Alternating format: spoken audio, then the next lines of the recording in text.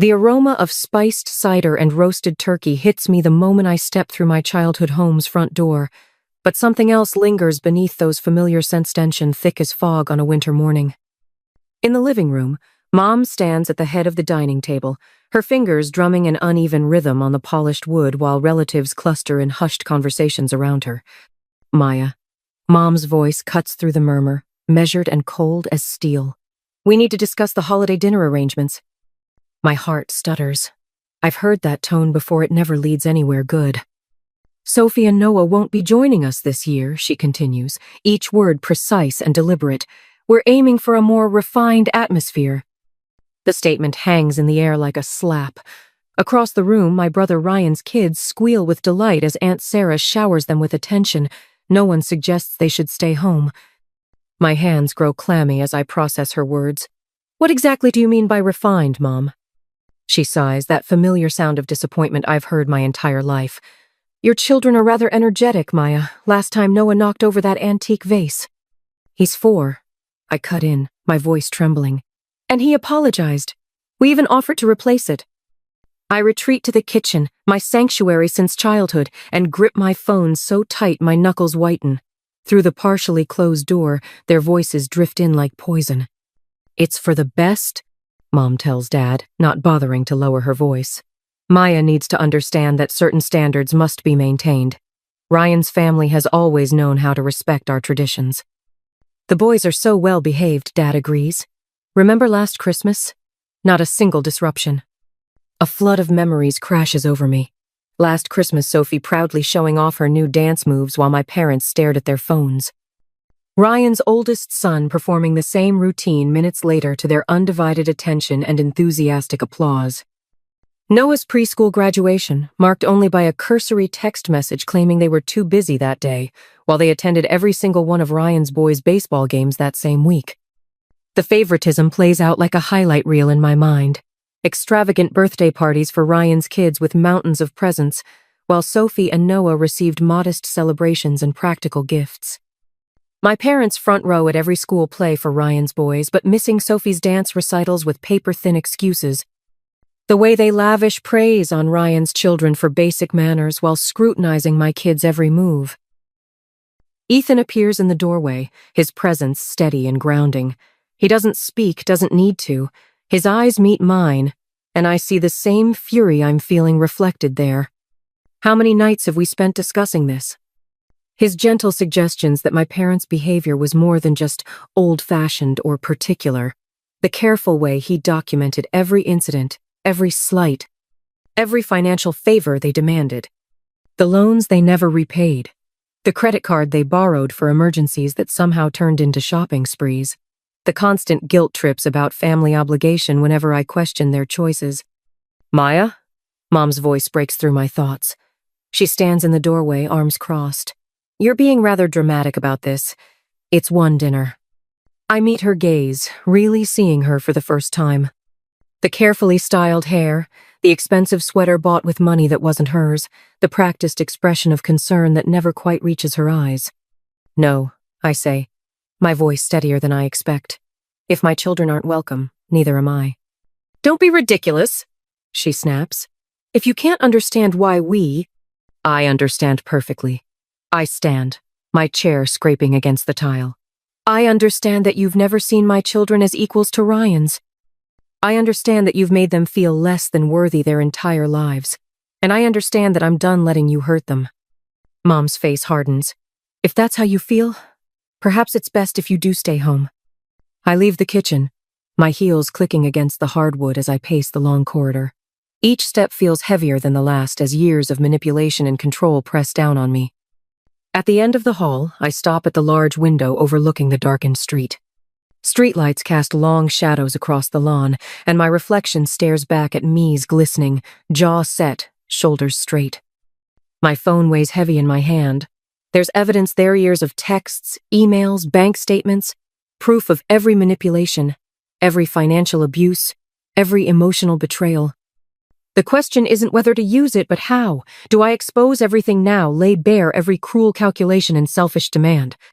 Or do I retreat, regroup, and plan my next move with the same careful precision they've used against me all these years. I touch the cool glass, watching my breath fog the window. Behind me, the sounds of the family gathering continue louder. Conversation, the clinking of glasses. The perfect facade of a happy family built on a foundation of lies and favoritism. Something shifts inside me, the fog clears, and my reflection shows a woman I barely recognize, a stronger, clearer, more determined than I've ever been. Now I just have to decide what to do with that strength. My office chair creaks as I lean closer to my laptop screen, squinting at the latest bank statement. The numbers blur together until I blink, and suddenly they snap into horrible focus. My heart stops. 93, 0. The figure glows accusingly on my screen as I scroll through transaction after transaction. Designer boutiques, high-end restaurants, furniture stores. Each purchase bears my mother's distinctive pattern, the same stores she's bragged about shopping at for years. No, I whisper, but the evidence doesn't disappear. My hands shake as I click through to older statements. There it is, a clear trail of unauthorized charges stretching back months. Years. Each one a betrayal, each one a knife in my back. I hit print, the whir of the machine unnaturally loud in the stillness of my home office. While the pages emerge, I create a new folder on my desktop. Label it Proof. My cursor hovers over the name for a moment before I click, making it real, making it permanent. The phone feels heavy in my hand as I punch in my mother's number. My printed evidence sits beside me like a silent witness. 1 ring, 2, 3. Maya? Her voice carries that familiar note of mild irritation, as if I'm interrupting something important. What is it now? The credit card, Mom. My voice trembles despite my effort to keep it steady. $93,000? A dismissive laugh crackles through the speaker. Oh, that. It's just a card, sweetheart. You know your father and I have some expenses. Expenses? The word comes out sharp enough to cut. You used my card without permission. For years. Don't be dramatic. She sighs, the sound so practiced it might as well be scripted. This is what family does. We support each other. Your brother Ryan understands that. Ryan? I grip the phone tighter. What does Ryan have to do with this? Well, he agrees that family should stick together. He's always been so good about helping us out financially. Her tone turns honeyed, poisonous. Though of course he has those baseball league fees for the boys. My free hand balls into a fist as memories flash through my mind. Ryan's new car last year, the renovation on his house, the lavish parties for his kids, all while my parents racked up debt in my name. This ends now, I tell her, my voice steadier than I feel. I'm canceling the card. Maya Elizabeth Carter, don't you dare. I end the call, my hand shaking as I lower the phone. The room spins slightly as I process what just happened, what I just discovered. My tablet sits on the desk, and I grab it, pulling up my message history with my parents. There it is, all of it. Every guilt trip about family obligation. Every time they dismissed my concerns about money. Every instance of Ryan defending their behavior, his messages dripping with sanctimonious lectures about family duty. The evidence fills my screen, damning and undeniable. I highlight particularly telling passages, my finger trembling slightly as I mark each one. Linda's manipulation, Robert's enabling. Ryan's betrayal. Each piece fits together like a toxic puzzle I'm finally seeing clearly. A soft knock at the door makes me look up. Ethan stands there, his face a mirror of my own concern. He doesn't speak, just moves to my side and places a gentle hand on my shoulder. The weight of it grounds me, reminds me I'm not alone. Coffee? He asks quietly, and I nod. 20 minutes later, we sit in our favorite cafe with two of my closest friends, Sarah and Jamie. The familiar scent of roasted beans surrounds us as I show them the evidence on my tablet. Classic financial abuse, Sarah says softly. She survived her own toxic family dynamic years ago. You have to shut this down, Maya.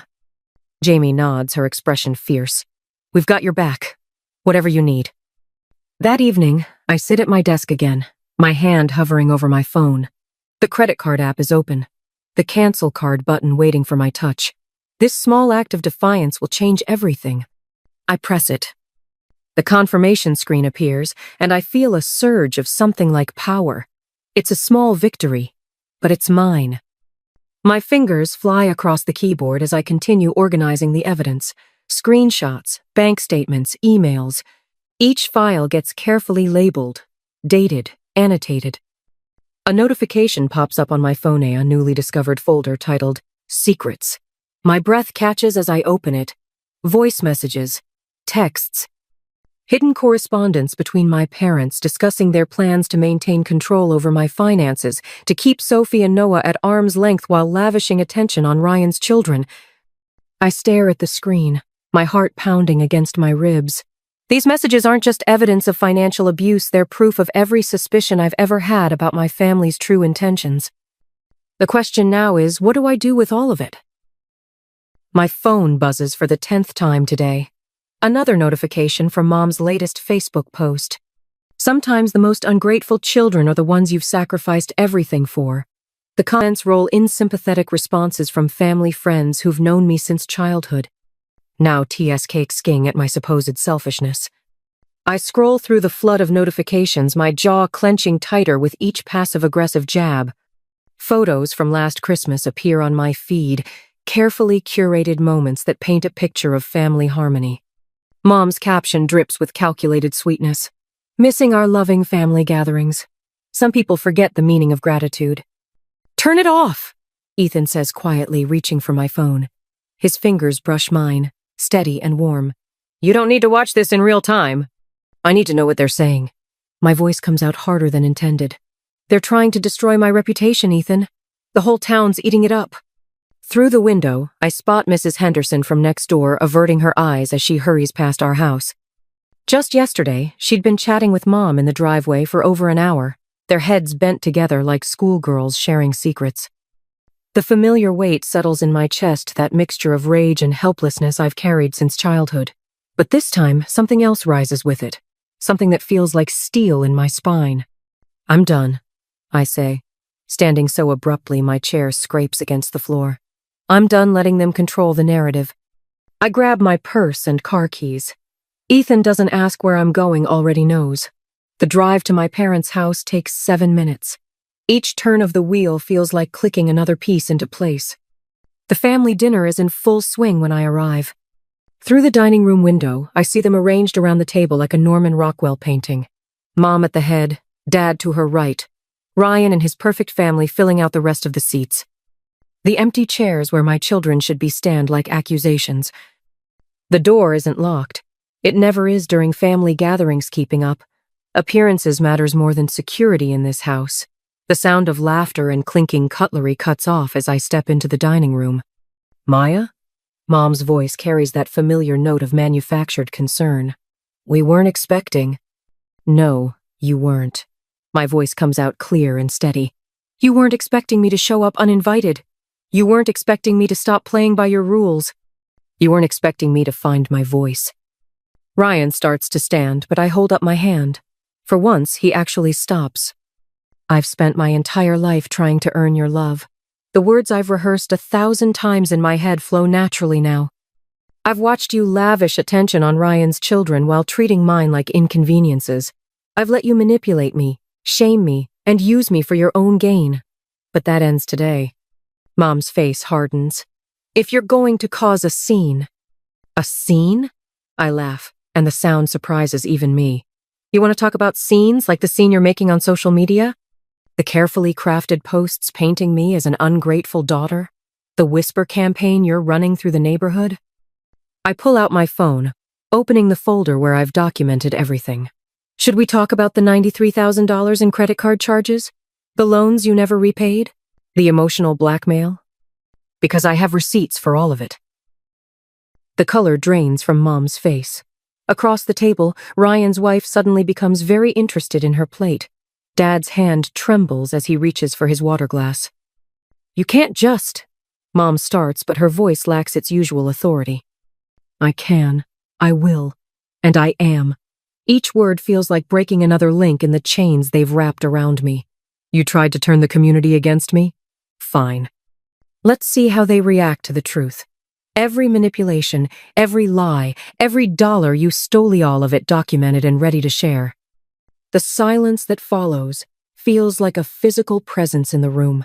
In that moment, I see them, clearly see them. Mom's perfectly styled hair can't hide the fear in her eyes.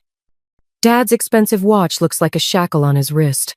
Ryan's practiced expression of concern has cracked, revealing the panic underneath. I turn to leave, then pause in the doorway. Oh, and Mom, next time you want to post about family values, remember screenshots last forever. Back home, our kitchen fills with the warmth of friendship and support. Jessica clutches her coffee mug, her face a mix of concern and pride as I recount the confrontation.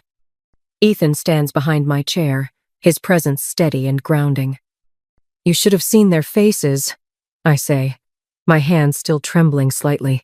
When I mentioned the credit card charges, I have the bank statements right here, Jessica interrupts, pulling out a thick manila folder. And those text messages where your mom admitted using the card without permission. She spreads the documents across our kitchen table, each piece of evidence another nail in the coffin of their manipulation. We're with you, Ethan says quietly. Whatever comes next. Later that evening, I stand in the community center, surrounded by familiar faces that now wear expressions of shock and disbelief. The projector hums behind me, displaying statement after statement, charge after charge. These aren't stories or rumors, I tell the crowd, my voice steady. These are facts. Bank statements, text messages, recorded conversations. Each click of the presentation remote feels like a hammer striking steel. This is the truth about the family that's been spreading lies about me. Afterward, I retreat to my home office, shutting the door on the world. The lamp casts a soft glow as memories flood back Sophie's dance recital that they skipped, Noah's preschool graduation they were too busy for. Countless moments of subtle cruelty wrapped in smiles and excuses. My hands move automatically, creating new folders on my laptop. Each piece of evidence finds its place: financial documents in one, text messages in another, social media posts in a third. I back everything up to an encrypted cloud drive, then a physical hard drive. No chance of losing any of it now. The notification sound makes me jump. A new email from an unfamiliar address sent to my old account. The subject line reads, Carter Family Trust Confidential. My cursor hovers over the attachment. Final Truth PDF. I click, and my screen fills with documents I've never seen before. Emails between Mom and her business partner discussing plans that go far beyond mere financial exploitation. My heart races as I scan the contents, understanding blooming like ice in my veins. This isn't just evidence of their manipulation, it's proof of something much darker, something that could change everything. I save the folder to multiple locations, my mind already racing with possibilities. They thought they had all the power, but they never saw this coming. Neither did I. My hands shake as I spread the documents across the community center's oak conference table. Bank statements fan out like playing cards, each one a piece of damning evidence against my parents. The fluorescent lights overhead cast harsh shadows on the papers, making the numbers seem to leap off the page. $93,000 in unauthorized charges, meticulously documented. What exactly are we looking at here, Maya? Aunt Sarah's voice wavers as she leans forward, squinting at the statements. I draw in a steadying breath. Every single charge my parents made on credit cards they opened in my name. My finger traces a line of transactions. Designer clothes, luxury vacations, even Ryan's children's private school tuition. The assembled family members shift uncomfortably in their chairs. Mom's carefully applied makeup can't hide how her face has gone ashen. Dad stares at his hands, suddenly fascinated by his wedding ring. Ryan stands in the corner, arms crossed, jaw clenched. That's not, Mom starts, but I cut her off by playing the first voicemail recording on my phone. Her own voice fills the room. Asterisk. Maya, honey, you know we needed that card for emergencies. What kind of daughter refuses to help her parents? After everything we've done for you. Asterisk. I tap to the next recording. And the next. Each message drips with manipulation, guilt, demands. The room grows heavier with each revelation. Mom surges to her feet, hands fluttering like trapped birds. You're taking everything out of context. We've always supported you. Always. Always what, Mom? Always made me feel less than. Always favored Ryan's kids over mine? My voice remains steady, even as my pulse races. or always stole from me while pretending it was my duty to give. Maya. She forces a trembling smile. Sweetheart, if you felt this way, you should have said something. We can work this out as a family. There's no need for such drama. Dad nods eagerly. We'll make it right, Princess. Whatever you think we owe. This isn't about money. I pull up the text messages on the projector screen. This is about years of manipulation, emotional abuse, favoritism. The messages scroll past. Mom canceling plans with Sophie and Noah while posting photos at Ryan's kids' events. Dad promising to attend dance recitals, then making excuses. Constant criticism of my parenting while praising Ryan's. Ryan pushes off from the wall. Come on, Maya. We're family. Whatever's happened, we need to stick together. Think about what this is doing to Mom and Dad. I meet his gaze. I am thinking about family, Ryan. I'm thinking about my children, who deserve better than to be treated as second-class grandchildren. I'm thinking about the example I'm setting for them about not accepting abuse, even from family. Abuse? Mom's voice rises sharply. How dare you use that word? Everything we've done has been out of love. Ethan steps forward, placing a stack of additional papers on the table. Love doesn't max out credit cards in your daughter's name, Linda. His quiet voice carries more weight than Mom's protests. Love doesn't play favorites with grandchildren. My friend Rachel moves to stand beside me, adding her own folder to the evidence pile. I've witnessed it for years. The manipulation, the guilt trips, the financial exploitation. Mom's face contorts. This is ridiculous. You're all conspiring against us. I slide the final document across the table. This is a copy of the police report I filed this morning, documenting the identity theft and credit card fraud. The room goes silent. Even Ryan's constant fidgeting stops. I pick up my phone, finger hovering over a folder labeled Final Secret. The weight of what it contains settles in my chest. Not yet. This revelation can wait until they've fully processed what I've already shared.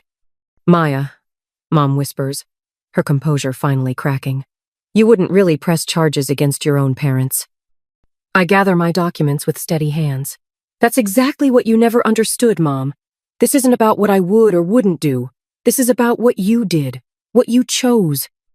Every time you favored Ryan's family, every time you manipulated me, every time you stole from me. I zip my laptop bag closed, the sound sharp in the stunned silence. The question isn't what I'm willing to do. The question is, what were you willing to do to your own daughter? The room erupts in murmurs as I walk toward the door. Behind me, Mom's protests mix with Dad's placating tone and Ryan's accusations. But for the first time in my life, their voices don't have the power to make me turn back. The Civic Center's fluorescent lights cast harsh shadows across Mom's face as she steps up to the microphone. Her designer blazer, probably purchased with my credit card, is immaculate, her expression a perfect mask of maternal concern. We're deeply worried about our grandchildren, she says, her voice trembling with practiced emotion. Maya's behavior is. She pauses, dabbing at her eyes with a monogrammed handkerchief. We just want what's best for Sophie and Noah. My fingers curl around the manila folder in my lap. Inside are bank statements, text messages, and recorded conversations, a paper trail of betrayal spanning years. Next to me, Ethan's hand finds mine, his grip steady and warm. As grandparents, we have rights. Dad chimes in, his voice carrying across the packed room. Legal rights that ensure we can maintain a relationship with our grandchildren. Maya needs to understand that her actions have consequences. A murmur ripples through the crowd. I catch fragments of whispered conversations. Such devoted grandparents, and why would any mother deny her children? The community meeting continues as Mom and Dad orchestrate their performance. They've always been good at this, spinning narratives, manipulating perceptions. I remember how they'd praise Ryan's kids for the same behaviors they'd criticize in Sophie and Noah, how they'd shower his family with attention while making my children feel like uninvited guests. My phone buzzes. Another message from their lawyer hinting at the costly battle ahead if I don't see reason. They know I can't match their resources in a prolonged legal fight. They're counting on it. But they don't know what I know. I stand, my heels clicking against the polished floor as I approach the podium. The folder feels heavier with each step, weighted with years of documented abuse and manipulation. Mom's smile falters as I pass her, a crack in her perfect facade. I'd like to address the claims my parents have made, I say, my voice steadier than expected. The microphone picks up every word as I begin methodically laying out my evidence. First, the bank statements. Over the past 5 years, my parents have made unauthorized charges totaling $93, $427 on credit cards opened in my name. I project the documents onto the screen behind me, each transaction highlighted in damning yellow. Here's a $3,000 charge at Nordstrom. Here's $5,000 for a vacation I never took. Here's $2,500 for furniture I've never seen. Mom's face drains of color as I continue. And here are the text messages. I scroll through screenshots, her own words condemning her. Asterisk. Don't be selfish, Maya. Family takes care of family. Asterisk and asterisk. If you can't help your parents financially, what kind of daughter are you? Asterisk. The room has gone silent. Even the usual shuffling of papers and clearing of throats has ceased. My brother Ryan shifts uncomfortably in his seat as I play the voicemail he left last Christmas. Asterisk. Mom and Dad need that money more than you do. Stop being difficult and just give them the card. Asterisk. I move through my presentation with surgical precision, each piece of evidence another nail in the coffin of their manipulation. Years of meticulous documentation unfold before the community's eye-severy guilt trip. Every financial abuse, every emotional manipulation laid bare. This isn't about grandparents' rights, I say, my voice cutting through the stunned silence. This is about control, about financial exploitation, about using their grandchildren as pawns in their manipulation games. The evidence is irrefutable. Bank records don't lie. Text messages don't forget. Voicemails don't change their story. I see the moment the tide turns. It's in the way the community leaders lean forward, in the shocked expressions of people who've known my parents for decades. Mom's carefully constructed image of the doting grandmother crumbles as the truth emerges, stark and undeniable. I've spent years documenting every transaction, every manipulation, every attempt to control my life through financial and emotional abuse. I continue, my voice growing stronger. I'm not here to ask for sympathy. I'm here to expose the truth. The last piece of evidence appears on the screen, a recorded conversation where Mom and Dad discuss their strategy for using my children to maintain their control. Their own voices fill the Civic Center, discussing Sophie and Noah like bargaining chips rather than beloved grandchildren. As the recording plays, I watch my parents' carefully crafted facade collapse entirely. Mom's perfectly composed expression shatters. Dad's confident posture crumples. The power they've wielded for so long evaporates in the harsh light of truth. Behind me, dozens of faces stare in horror at the evidence of years of manipulation. The community leaders who once smiled indulgently at my parents' version of events now look at them with dawning recognition. The whispers have a different tone now: shock, disgust, sympathy for my children. I close my folder, each movement deliberate. These are not the actions of loving grandparents, I say quietly. These are the actions of manipulators who use family ties as weapons, and I'm done letting them hurt my children. The reaction is immediate and overwhelming. Mrs. Chen, who's known our family for 20 years, stands up first. I've watched these children grow up, she says, her voice sharp with disappointment. I've seen how differently you treat them, Linda. How could you? Others join in, years of carefully hidden observations suddenly finding voice.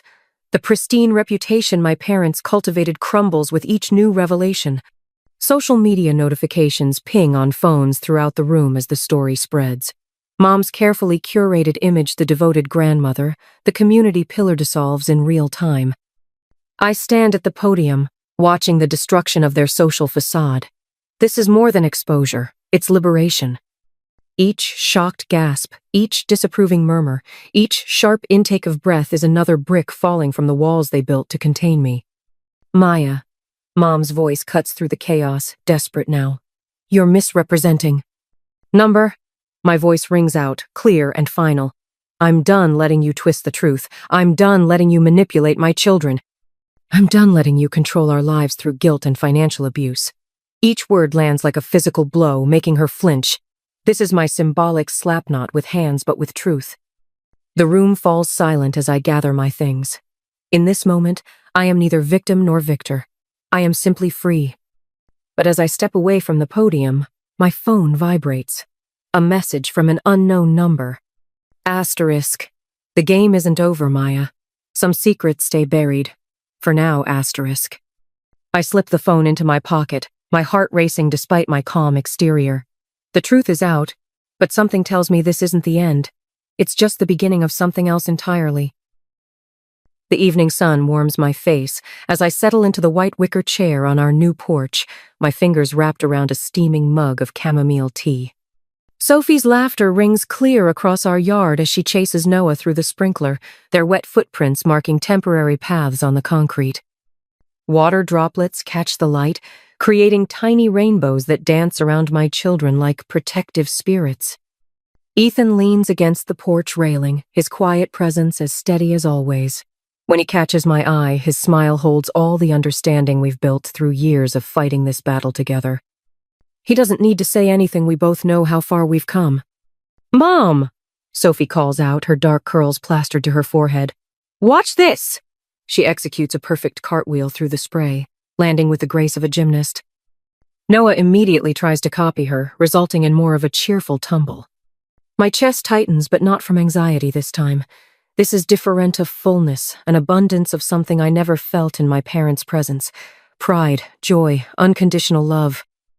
The sprinkler's gentle hiss reminds me of that final confrontation 6 months ago, standing on a different porch, listening to my mother's attempts at manipulation falling like water against stone. I'd returned there one last time to collect the remaining pieces of my past.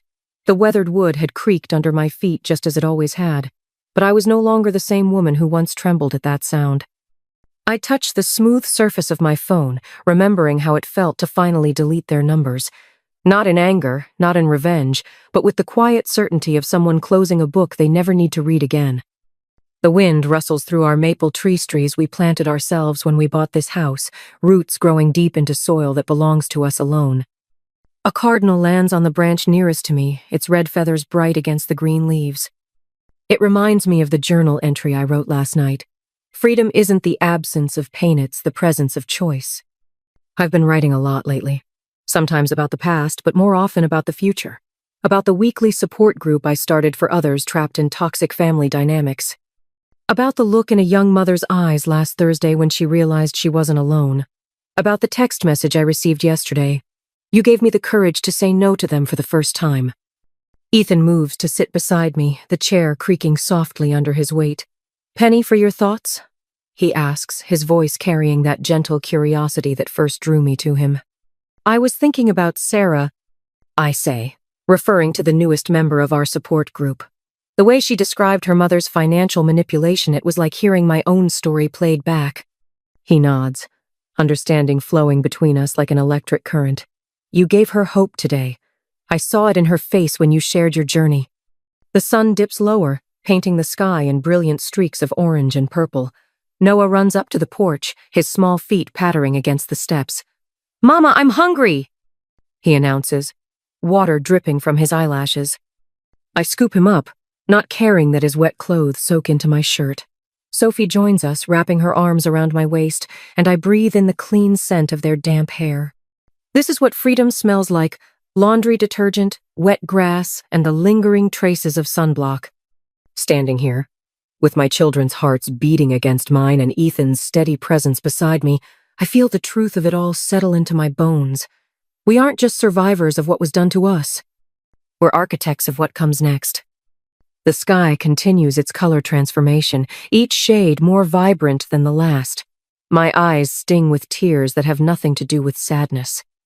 These are tears of recognition of seeing, finally, the woman I've become, the mother I choose to be, the life we're building, brick by brick, moment by moment, choice by choice. I turn my gaze from my family to you, whoever you are, reading these words. Maybe you see yourself in my story. Maybe you're standing at the edge of your own decision, wondering if freedom is worth the price. I'll tell you what I wish someone had told me. What does true freedom mean to you? And more importantly, what would you sacrifice to reclaim it? A smile spreads across my face, not the careful, measured expression I once wore like armor, but something real and fierce and completely my own. I already know my answer. Do you?